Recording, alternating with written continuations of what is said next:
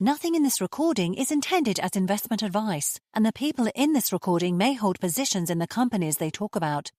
Do not make any investment based solely on a tip or recommendation. Please do your own research. Hello and welcome to Zaks Traders Cafe. Today I'm joined by Andrea Cattaneo, who's CEO of Zenith Energy. How are you today, Andrea? Very well, thank you. Well, you're doing well today, and your share price has done well over the last 2-3 months. I think it was up 10x at its peak, from near a penny to nearly 12 pence. You've raised some money, and presumably the market's enjoying the idea of you potentially winning your arbitration in Tunisia. Well, the arbitration are three, which is a great comfort because, the majority of cases where a listed company is holding an arbitration process is with one case, when instead, for a variety of reasons, our arbitration are three, and this give the comfort of a multiple run of options, and then at the same time offering a path of the illegalities that we suffer, which is the same. So the fact that we have won already the first arbitration in total dimension of penalties and interest to be reimbursed at the high interest rate till the last penny that will be owed to us under ICC1 gives the reasonable expectation, as the illegalities follow the same print, to see a positive result in ICC2 and exceed 1. ICC2 will be having a trial at the end of this month. Right, so you've won the first arbitration, and there's interest running on that from the time of the announcement. No, the interest has been calculated from the day of the breach, so the May 2022, but then in addition, they will continue to run monthly capitalized till the day the last dollar is paid. So it's effectively backdated and then going forward as well. So it's a double win. Double win. Right, and so these situations historically with other companies, and there are a few companies on the market with arbitration situations like this in the market, they tend to be sort of binary bets, and then there's a time frame which could be all over the place. It could be a year, it could be 5 years. Your situation is different from that. It seems so. We are very pleased to report that justice still exists, and so we have had a very positive award, which represent the reality and bring back us to a situation before being hit by the sequestration, and where our money was taken away and our oil was taken away. And so this is very comforting to have trust in the processes of the concept of arbitration. And so we are then following with the second and then with the third. And but as I said, the path of the illegalities is the same, so it's reasonable to expect that the same crime will be punished in the same similar way by different courts. And then furthermore, the second and third arbitration are of much bigger dimension.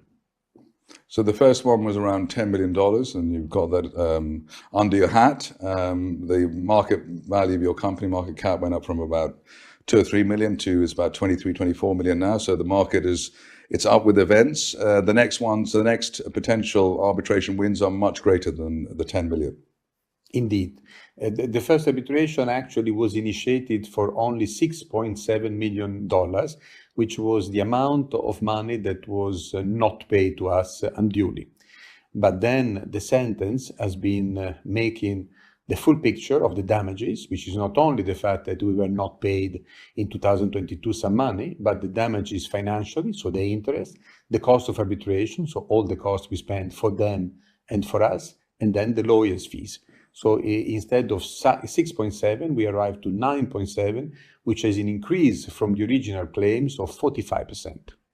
Right, so we're looking forward this month, as soon as the February, we're looking forward to the second arbitration result, which is tens of millions. Is $130 million, the claims, and reasonably subject to the consequences of the arbitration process, so additional costs for arbitration, additional costs for lawyers, additional costs for interest. The only fact that this will be applicable not to 6.7, but to 130 million. Right. And any chance that the Tunisians might just say, Andrea, you're a nice guy, we'll just give you the money, thank you very much? Well, yes, definitely this will be the normal course of event. And the Tunisians have always paid their arbitration losses when they've been defeated in court. So there is a good track record for the last 40 years. And so we are expecting that. But at the same time, we are not sitting with our hands in the lab like today. And we are doing a lot of things, which is preparation of recovery and enforcement. And that's why you've raised some money today, yes, or over the weekend. There are costs associated with that. Legal costs are horrendous all over the globe. And so then we have to have a good fed purse, which we have refed during the months of January and February. I would say that as well, the turmoil in the market that may take place, general global market, in the next 2-3 months is less significant for us because we have already put all the fuel in the tank. Right, so you raised just under £3 million, that kind of thing, which gives you a fighting fund for what you want to do or for the arbitration. Are you going to use any of that for oil and gas investment, or is that just really your fighting fund? Well, you know, the use of proceeds is mainly the arbitration use, but of course, being well in the cash, we can initiate some transaction of acquisition of oil and gas or electricity properties, which then will be financed by some leverage acquisition finance. So we are not using the cash of the investors for anything that is mainly the arbitration fight, the 3 fights. But nevertheless, we are still active in looking for acquisition as an oil and gas company and energy for the future. So we may look as well to the third activity that we do already in Italy, which is electricity production. Right, but I mean, basically, you're an arbitration play now. If your ships come in, all 3 of them come in, you'll have $600 million in the bank. Wouldn't you just say, you know, thank you very much to the shareholders, give them a bit of money, retire and go to the Bahamas? It's not like me. No, I am not enjoying to the Bahamas. I prefer the city of London. Right, so there is a strategy once you've won the cases to actually become maybe a mid-tier oil and gas or energy production company. An energy mid-tier company, absolutely. And is the focus on sort of renewable energy, or is it could be anything? Well, anything that is not a greenwash, something that is serious. For example, we have started to look at uranium, which we believe with the new concept of mini central power station, which will be sometimes as small as a container, will make again sense. There will be less fear in the public about the explosion of a big nuclear plant like Chernobyl. And so with this technical evolution, uranium can be again very much in demand for smaller projects, while instead in China and all over the world, there is a return to uranium anyhow. Then there is electricity production in Italy, which at the moment we are doing with the natural gas, which we can do in UK as well with natural gas, out of the grid in this case. And then we can as well make some photovoltaic. We are not for big projects that are very capital intensive, which will take 25 years to reimburse the investors.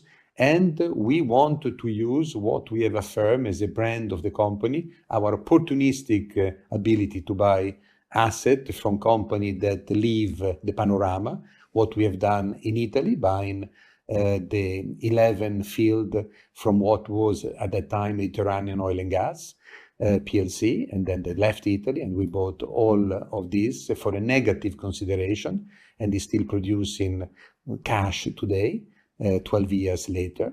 And then the purchase of AA OGC only asset in Congo, which is producing a very nice opportunity, at least, which is the SMP trial, which will be in Paris in March for the amount of $9 million. And then the acquisition for the initial small amount from Candex. So in terms of what you're going to do once the arbitration is settled, it will be a mixture of the old familiar Zenith strategy of maybe getting distressed or distressed assets in out of the way places, or going into the maybe the more stable jurisdictions in terms of delivering energy security for those countries. Absolutely, I would say that I will pick up on your last word, countries. We should have a list of countries where we go, which will be much more selective. Our downsizing of our market cap in the last 4 years was mainly due to the fact that we were badly treated in 2 jurisdictions. So we have to avoid that again in the future, in a way that we don't lose credibility for the mistake of others or for the actions of others. In this line came the acquisition of Leopard Energy in Houston, an American small listed company that will certainly can host American asset that with the new Trump administration, they are again in favor. And then with a market that for American listed company can be very positive. As well, we can go to Argentina, for example, where the special relation between the president of Argentina and Trump can favor an American investors, among others. And then instead, we can continue with what they call the opportunistic purchase attitude, which is using intelligence to discover that something is becoming suddenly available for external reason and jump on it. The company has always been recognized as a very speedy processing machine for buying companies with legal and accounting due diligence made in a rush, but still safely. And then, of course, production of energy will be our mission without making phantomatic quick transition, which are not in the cards. We are an honest fossil producer, which is not ashamed to be a fossil producer, but at the same time happy to be a green producer when it's possible.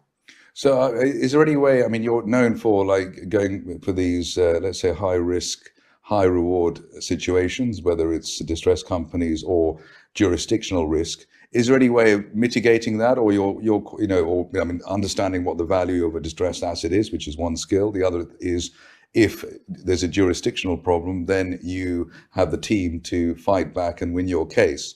Are you happy with that strategy, or would you prefer to have an easier life in a safer place? No, it's a perfect question. And I think that the solution will be, in the case that we are looking, for example, in a difficult country, is to have a great partner, a sort of sovereign rich fund that will permit to absorb any up and down of the exotic location of the asset and still permit to take the advantages of upside, but without the total uncovered bag, but with some cushion for our investment. Well, we look forward to more news on your arbitration, and we'll see how much you get in your kitty by that time, hopefully in a month or two, etc. In the meantime, Andrea Cattaneo, CEO of Zenith Energy, thank you very much indeed. Looking forward to see you again with more news. Thank you for listening. Remember to visit our website for more news and other podcasts at www.share-talk.com.